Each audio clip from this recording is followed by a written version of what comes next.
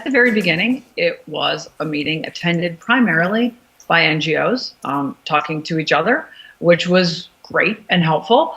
Over time to where we are today, and certainly the group I expect to see in New Orleans in February will still have that critical mass of NGOs, but you will have many more retailers, you will have brand owners, you will have processors, you will have vessel owners and fleet associations, and you will have government representatives there. And I think your growth and the summit's growth is really mirroring what I think is exciting about the sustainable seafood movement overall, which is a much more diverse group working towards the same goals and working collaboratively.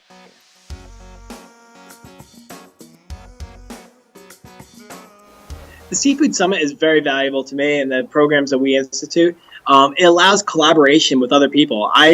Going to the Seafood Summit in Vancouver a few years back, I met a bunch of people that I never would have met, I never would have talked to, and never even knew existed before, that were working on projects similar to mine. And we since worked together, and we still keep in contact to this day, talking about the issues that we're facing, the problems, the hurdles that we have, and we work together to overcome these hurdles. And it's been a great tool just to get together and have a bunch of people in the same place that are working on the same projects that I am, that have the same issues that I do, and hearing the different ways that people are overcoming those issues.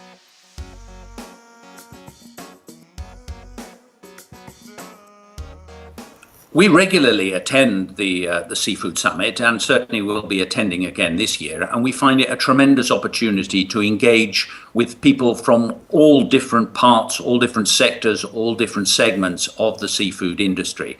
And it's always a very interesting and challenging time because you don't necessarily always agree with everybody, but it is very important, obviously, to listen to where other people are coming from. And we often go away with a new vision, a new way of looking at a problem, somebody else with whom we can cooperate in terms of trying to address some of the issues that we're facing. So for us, it has been over the years a very valuable opportunity to meet together with others. And we're looking forward to doing that again this year.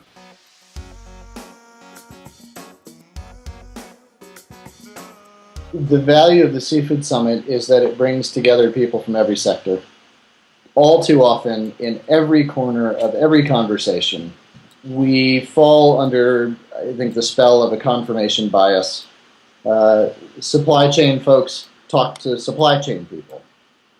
Producers talk to producers. Environmental NGOs talk to other NGOs.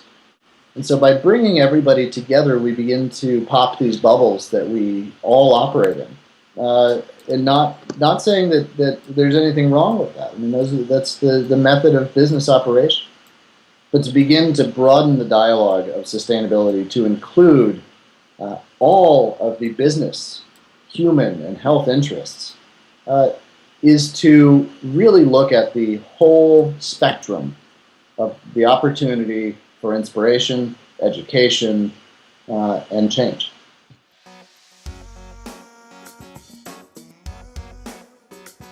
Seafood Summit is very important. Quite simply, it's one of the best networking operations there is on the international agenda.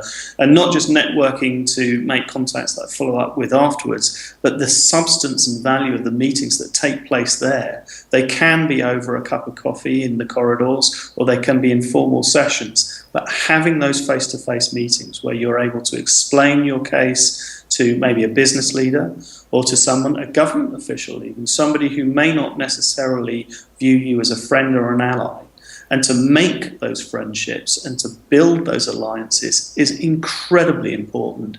It's still the truth that in today's world, despite all our tech and all our communications ability, those face-to-face meetings are probably the most productive that you can ever have to create the momentum for change.